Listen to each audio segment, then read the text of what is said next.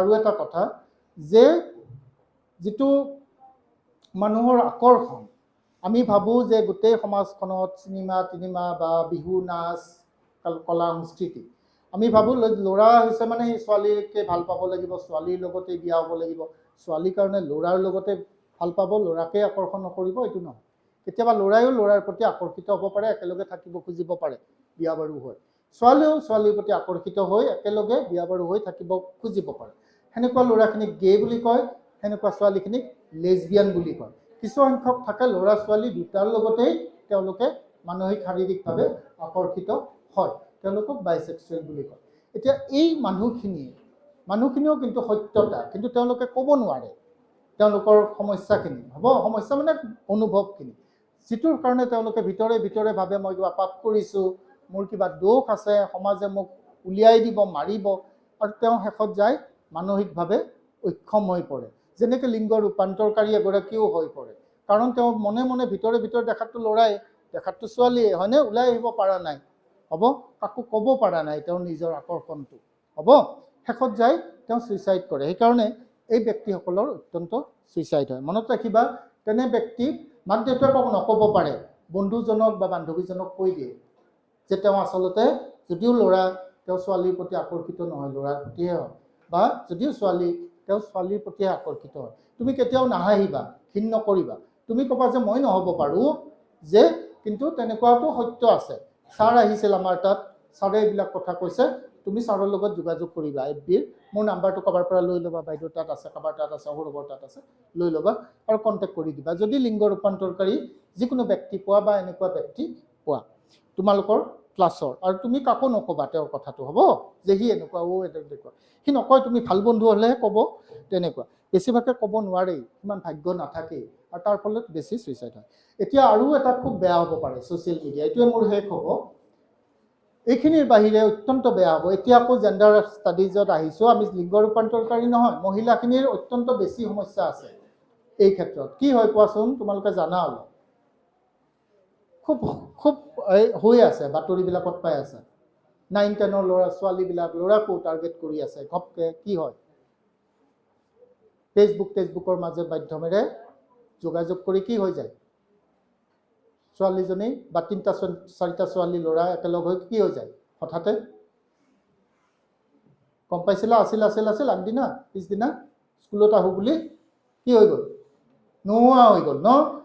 সেইবিলাক ঘটনা human trafficking বুলি কয়। নাৰীবিলাক কি হয়, ছেক্সুৱেল এবিউচৰ আটাইতকৈ বলি হয়, বিশেষকৈ চাইল্ড ছেক্সুৱেল এবিউচ, যিটো তোমালোকৰ বয়সৰ 18 বছৰৰ তলৰ। আৰু মনত ৰাখিবা, এইবিলাক কথা কোৱা নাযায়, তোমালোকক হয়তো প্ৰথম কৈছে যে তোমাক যদি আদালতত কৈ দিলে যোনে এবিউজ কৰিছে ছেক্সুৱেলি, যে মোক ল'ৰাটোৱে বা ছোৱালীটোৱে সন্মতি দিছে, সেইটো গ্ৰাহ্য হ'বনে নহয়? আইনত হ'বনে নহয়?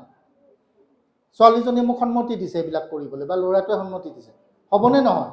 নহয়, মনত ৰাখিবা। 18 বছৰৰ তলৰ শিশু, শিশুৱে আপত্তি নকৰাটোৱে গ্ৰাহ্য নহয়, হ'ব, কাৰণ ডাঙৰ মানুহজনে, 18 বছৰৰ ওপৰৰ মানুহজনে জানিব লাগিব যে যিটো কাম মই কৰিব ওলাইছোঁ সেইটো এটা ক্ৰাইম হয়, সেইটো এটা অপৰাধ হয়, আৰু কাৰাদণ্ড খাটিবলগীয়া, জেল খাটিবলগীয়া অপৰাধ। আৰু শিশু এটাৰ কোনো মানে নাথাকে, মানে নিজে আপত্তি নিদিয়াটোৱে শিশুৰ কথা নহয়, কাৰণ শিশুৰ লগত আমি এইবিলাকটো কৰা বাদেই মানুহে তেওঁলোকৰ লগত আনকি যৌনতা বিষয়ক উত্তেজক একো কথাই আমি পাতিব নোৱাৰোঁ, বুজি পাইছা? তোমাক কোনেও তোমাৰ চোলাটো হাতখন সোমোৱাই দিব নোৱাৰে, কি ল'ৰা কি ছোৱালী, তোমাৰ অধিকাৰ আছে তোমাৰ দেহাটোৰ ওপৰত। এইখিনি কয়ে তোমালোকক হয়তো লাইফ স্কিল এডুকেশ্যনৰ, কাৰণ তোমাৰ দেহাৰ, তোমাৰ নিজৰ অংগ, তোমাৰ হাতত চুব পাৰিব, পিঠিত চুব পাৰিব, কিন্তু তোমাৰ প্ৰাইভেট পাৰ্টত কোনোবাই যদি চুৱে, জানিবা এইজন এজন শিশু যৌন নিৰ্যাতনকাৰী। মনত ৰাখিবা, কাৰণ আমাৰ নিজৰ অংগৰ ওপৰত আমাৰ নিজৰ অধিকাৰ আছে, আৰু তাত 18 বছৰ তলৰ কোনোবা ল'ৰাই বা ছোৱালীয়ে যদি আপত্তিও কৰা নাই, তথাপিও এইটো ক্ৰাইম, মনত ৰাখিবা দেই। সেইটো বস্তু আগতে নাছিলে, এতিয়া পক্সো বুলি যিটো এটা আইন আহিছে, পক্সো আইনৰ আণ্ডাৰত এইটো এটা ক্ৰাইম। আৰু এইখন আছাম চাইল্ড প্ৰটেকশ্যন ষ্টৰী অসমৰ শিশুবিলাকৰ প্ৰটেকশ্যনৰ মানে নিৰাপত্তাৰ কাহিনী মিগুৱেল দাস কুৱে, তেওঁ এজন তোমালোকৰ দৰে শিশুবিলাকৰ অধিকাৰৰ বাবে কাম কৰা মোৰ ভাল বন্ধু। তেওঁ কি লিখিছে চাবা, শিশুৰ ওপৰত বিভিন্ন অপৰাধ হয়। কি হয়? শিশু শ্ৰমিক হয়নে? শিশু শ্ৰমিকবিলাক ব্যৱহাৰ কৰে নে নকৰে? হয়নে? শিশুৰ অংগবিলাক কাটি নি বিক্ৰী কৰে, হ'ব? বিভিন্ন ক্ৰাইম হয়। সেই ক্ৰাইমৰ ভিতৰত তেখেতৰ মতে 50% কি? যৌন অপৰাধ, হ'ব? আৰু তাত এটা ছেক্সুৱেল এবিউজো পৰে। এতিয়া তুমি ভাবিছা ছাৰে ছেক্সুৱেল এবিউজৰ কথা কৈছে, ছাৰেনো ক'ত গম পাইছে? উদাহৰণনো ক'ত পাইছে? চাবা, মই এজনী 7 বছৰতে ছোৱালী আনিছিলোঁ। তাই এটা বেংগলী সম্প্ৰদায়ৰ SC কাষ্টৰ এজনী মাক দেউতাক নোহোৱা ছোৱালী, মাক আছিলে, আৰু মই লৈ আহিছিলোঁ। পিছত তাইক মই ভনী কৰি ৰাখিছিলোঁ। 11 বছৰ পিছত তাইক আমি বিয়া দিছিলোঁ। তাইৰ ঘটনা এটা, তাইৰ নাম ইয়াতে মুকুতি আমি কৈছোঁ। ইয়াতে যিবিলাক মানুহৰ নাম পাবা তোমালোকে, চব মানুহবিলাকৰ নাম বদলাই দিয়া হৈছে, হ'ব? আৰু মানুহবিলাক কোনখন জাগাৰ তুমি গম নোপোৱা, কি কৰে গম নোপোৱা। মুকুতি পুষ্পিতা হৈছিল ওচৰৰে এঘৰৰ স্নাতক উপাৰ্জনহীন ডেকাজনে ৰাতিপুৱা তাই পদূলি মুখ সাৰিবলৈ গ'লে প্ৰায়ে তাইৰ সৈতে চুপুতি মাৰিব আৰম্ভ কৰিছিল। মই তাইক হাক দিছিলোঁ, কাৰণ ল'ৰাজনে তাইক বিয়া কৰাৰ উদ্দেশ্যত যে তাইৰ সৈতে চুপুতি মৰা নাছিল সেয়া জানিছিলোঁ। আৰু এইবিলাক ফোন যোগে আৰম্ভ হোৱা। তাই কোৱা মতে সৰুতে যে তাই কেতিয়াবা ডেকাজনৰ ঘৰলৈ গৈছিল, তাৰ মাকে মাতিলে, তেনে সময়তে বোলে সি তাইৰ হাতখন চুই চুই তাইক প্ৰেমৰ সপোন দেখাব ধৰিছিল। শিশু যৌন নিৰ্যাতনৰ ধাৰণাবোৰ সেই সময়ত মোৰ জ্ঞাত নাছিল। আইনো তেনেকৈ একো নাছিল। এইটো বহুত দিন আগৰ ঘটনা। তাই এতিয়া এখন কলিতা পৰিয়ালৰ, সম্ভ্ৰান্ত পৰিয়ালৰ বোৱাৰী, এই ছোৱালীজনী। সেই ল'ৰাজন পিছত মোৰ তাত আহিল। মই তাক ক'লোঁ যে তুমি যদি তাইক বিয়া কৰোৱা, মই মোৰ নিজৰ ভনী এজনীক যিখিনি সন্মানেৰে বিয়া দিলোঁ হয় মই দিম। ছোৱালী মাকৰ লগত আহিছিল, আৰু সি ক'লে যে মই ছাৰ তাইক বিয়া কৰিব নোৱাৰোঁ, হ'ব? তাইৰ আগতে কৈছিল। আৰু সেনেকৈ তাই ৰক্ষা পৰিছিল এটা মানে প্ৰবঞ্চকৰ হাতৰ পৰা, ক'ব গ'লে। ইয়াৰ পিছত আৰু এটা ঘটনা ঘটিছিল, তুমি চাবা।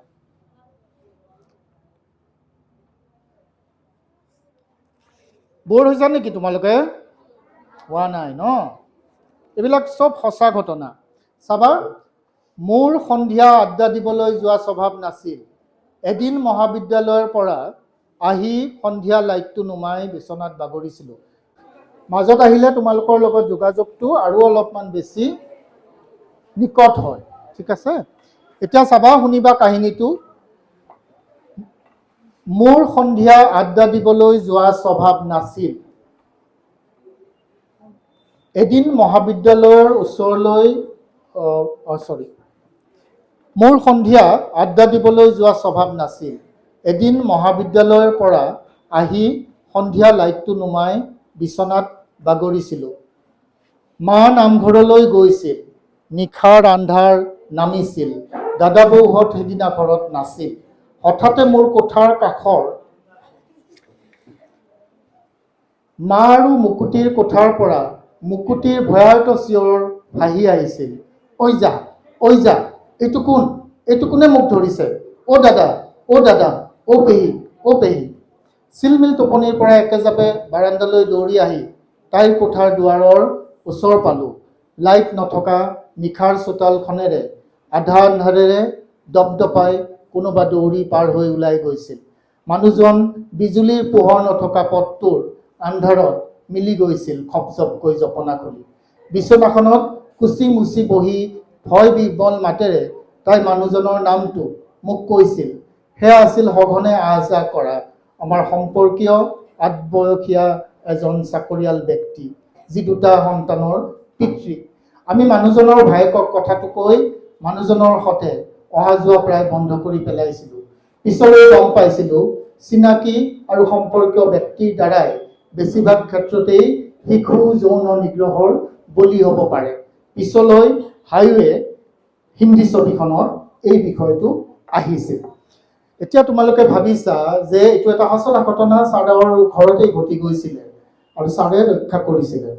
এতিয়া ল'ৰাও হ'ব পাৰে। তোমালোকে নাভাবিবা যে ল'ৰাৰ এনেকুৱা ঘটনা নহয়, সৰু ঘটনা এটা মই কিতাপখনৰ পৰা কৈছোঁ তোমালোকক যে ল'ৰাখিনিও সমানেই সাৱধান হ'বা, কাৰণ মই অলপ আগতেই ক'লোঁ যে কিছুমান পুৰুষৰ প্ৰতি আকৰ্ষিত হয় আৰু তেওঁলোকে পুৰুষৰ লগতেই থাকিব খোজে। যেনেকৈ কিছুমান মহিলাৰ প্ৰতি আকৰ্ষণ হয় আৰু মহিলাৰ লগত থাকিব খোজে। কিন্তু আমাৰ ইয়াত ভয়ৰ কাৰণে, সামাজিক ঘৃণা বা ষ্টিগমাৰ কাৰণে তেওঁলোকে বিয়া বাৰু কৰি থাকিবলৈ বাধ্য হয় ল'ৰা ছোৱালী ডাঙৰ কৰি। কিন্তু তেওঁলোকৰ যিটো প্ৰবৃত্তি, সেই প্ৰবৃত্তিটো নাযায় যিটো ভগৱানে সৃষ্টি কৰিছে। সেইকাৰণে ল'ৰাখিনিও ভাবিবা যে যৌন নিৰ্যাতন অকল ছোৱালী নহয়, ল'ৰাৰ ক্ষেত্ৰতো হ'ব পাৰে বুলি ভাবি থকা।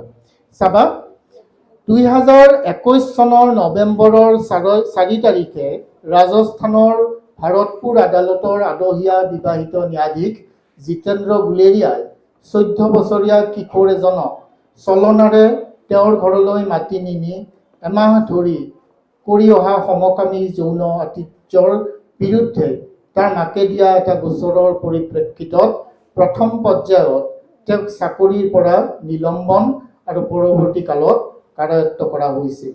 মনত ৰাখিবা, এজন জাজজনেই নিজক নিয়ন্ত্ৰণ কৰিব পৰা অৱস্থাত নাই।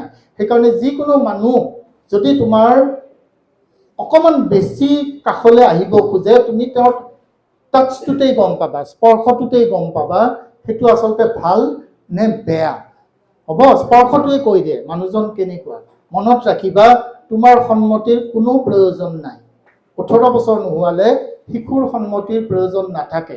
সেইকাৰণে তুমি লগালগ চিঞৰ মাৰি দিবা বা এটা ব্যৱস্থাৰে ওলাই আহিবা বা ঘৰত ক'বা, ছাৰহঁতক ক'বা, মোক ক'বা ফোন কৰি যে এনেকুৱা মানুহজনে কৰিছে। হ'ব, তেতিয়া অন্তত মানুহজনৰ দ্বিতীয়বাৰ আৰু নহয়।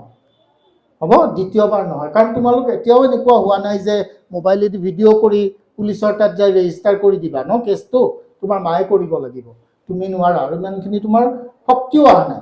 মাত্ৰ মনত ৰাখিবা, পুৰুষ কি নাৰী, হ'ব, এই ছ'চিয়েল মিডিয়াবিলাক ব্যৱহাৰ কৰি বিভিন্ন এই যিখিনি অপৰাধী, তেওঁলোকে তোমালোকৰ ওচৰ চাপিব পাৰে বিভিন্ন উদ্দেশ্যত।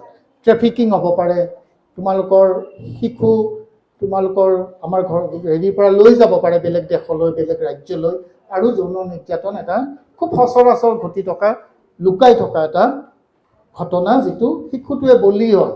সি আৰু সেই মানসিক স্বাস্থ্য তাৰ উত্তৰণ নহয়গৈ। শেষত যায় সি হাইৱেৰ দৰে ঘটনা ঘটি যায়। হাইৱেত যেনেকৈ নায়ক নায়িকাৰ ঘটিলে তেনেকুৱা। সেইকাৰণে তোমালোকে সুস্থ হৈ থাকিবলৈ ছ'চিয়েল মিডিয়া ব্যৱহাৰ কৰাটো নিয়ন্ত্ৰণত ৰাখিব লাগিব। এতিয়া তোমালোকে কেতিয়াও নুখুলিবা, কলেজত খুলিবা আৰু সদায় ব্লক কৰি ৰাখিবা। কি বুলি কয়, যেতিয়া তুমি সেইটো অকল তুমি তোমাৰ বন্ধুবিলাকৰ মাজতহে চাব পাৰি। মই মোৰ কাষৰ নহয়, মোৰ এলেকাটোৰ এজনী ছোৱালী ঘপকৈ নোহোৱা হৈ গ'ল। হ'ব, নোহোৱা হৈ যোৱাৰ পিছত মই খবৰ পালোঁ তাই কিয় এনেকুৱা হৈ গ'ল। তাৰপিছত তাই তেজপুৰলৈ গুচি গ'ল এটা ল'ৰাৰ লগত। ল'ৰাটো কিন্তু পিছত গম পালে ল'ৰাটো আচলতে ছোৱালীৰ দেশত থকা এজনী লিংগ ৰূপান্তৰকাৰী ল'ৰা। হ'ব, ভিতৰত তাই তেতিয়াও ছোৱালী, আৰু তাহাঁতে ফেচবুকৰ মাজেৰে লগ পাই নোহোৱা হৈ গ'ল। তেজপুৰত তাহাঁতক ধৰিলে। কিয় ধৰিলে? বাপেকক ফোন কৰিলে, বাপেকে এজাহাৰ দিলে ছোৱালীজনী নোহোৱা হোৱা। বাপেকক পুলিচে ক'লে যে যিজন ল'ৰা তাইক লৈ গৈছে, ল'ৰাজনৰ ঘৰৰ কোনো মানুহে নাই বুলি কৈছে, আত্মীয় কোনো মানুহ নাই। হ'ব পাৰে নেকি কোনো মানুহ নাই? কোনোবা থাকিব। এতিয়া চাবা, তাই একদম ডিপ্ৰেশ্যন হৈ গ'ল, কাৰণ লৈ আহিলে ল'ৰাটোৰ কাষৰ পৰা। বন্ধ কোঠাটোত তাই শুই আছিল, মই গৈছিলোঁ তেতিয়া। মই ভনীয়েকৰ সৈতে সোমাই গৈছিলোঁ আৰু কৈছিলোঁ, চোৱা, এই বিষয়টোত মই কাম কৰি আছোঁ, তোমাৰ সিদ্ধান্তটো ঠিকেই আছিল, যদিও ভুল হ'ব পাৰে, কিন্তু সেয়া প্ৰাকৃতিক। তুমি তেওঁ যে ছোৱালী জানিছিলানে?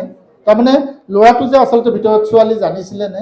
তাই মোৰ ফালে কিছু বিশ্বাসেৰে চাই বিচনাৰ পৰাই কৈছিল, জানিছিলোঁ। থানাত কোৱা নামটোৱে তাই মোক কৈছিল। তাই থানাত কৈ দিয়া ঘৰৰ পৰিচয়ৰে মোকো পৰিচয় দিছিল। তাৰপিছত এই ল'ৰাটো যেতিয়া কোনো নাই, হ'ব, তাক লৈ আহিল নহয়, কোনো নাই বুলি কোৱাটো সম্ভৱপৰ হ'ব পাৰেনে? কোনো আত্মীয়ই নাই, নহয় তাৰপিছত যেতিয়া ছোৱালীটো লৈ আহিল তাই একদম ডিপ্ৰেশ্যন হৈ গ'ল। যিয়েই নহওক, লিংগ ৰূপান্তৰকাৰী ট্ৰান্সজেণ্ডাৰ হৈ তাইতো ভাল পাইছিলে। বেছি বয়সীয়া ছোৱালী নহয়, তোমালোকতকৈ 3 বছৰমান ডাঙৰ, ক্লাছ 10ৰ ছোৱালী। তাৰপিছত তাইক মই কৈছিলোঁ, এইকেইটা যে ক'লোঁ যে তুমি অকণমান ভালকৈ শুবা, এটা হবি ৰাখিবা, হ'ব, ঘৰুৱা কাম কানত নিচা দিবা, এটা ফুলৰ টাব কৰিবা, ৰন্ধা বঢ়াত নিচা দিবা। তাই মোৰ কথাখিনি শুনিলে, ভাগ্য ভাল তাই শুনিলে। কাৰণ মই যে এনেকুৱা অনুষ্ঠানবিলাক কৰোঁ, তাৰ মই ভিডিঅ' দেখাইছিলোঁ তাইক, হ'ব, ভিডিঅ'টো দেখাইছিলোঁ। আৰু তাই কি কৰিলে জানানে? এই ডিপ্ৰেশ্যনৰ পৰা এটা ওলাই অহা সঁচা এক্সাম্পল। তাই কেক বনাবলৈ ধৰিলে ঘৰত। তাই BA পাছ কৰা ছোৱালী, BA পঢ়া ছোৱালী। তাই কেক বনাই ভাল পায়। কেক বনাই তাই অৰ্ডাৰবিলাক লোৱা কৰিলে, বুজি পাইছা? ঘৰৰ পৰা কেক তাই বিক্ৰী কৰে। আৰু তাই ডিপ্ৰেশ্যন নোহোৱা হৈ গ'ল, দেখাত ছোৱালীজনী ভাল, ল'ৰা আহি গ'ল, তাই বিয়া হৈ গ'ল। আৰু বিয়াৰ দিনা মোক মাতিছিলোঁ, নিমন্ত্ৰণ কৰিছিল, মই গৈছিলোঁ। তাৰমানে তুমি এতিয়া লক্ষ্য কৰা, এই ল'ৰাজন নিশ্চয় এজন হিউমেন ট্ৰেফিকাৰ আছিল, নহয়? ধন্যবাদ, থেংক ইউ।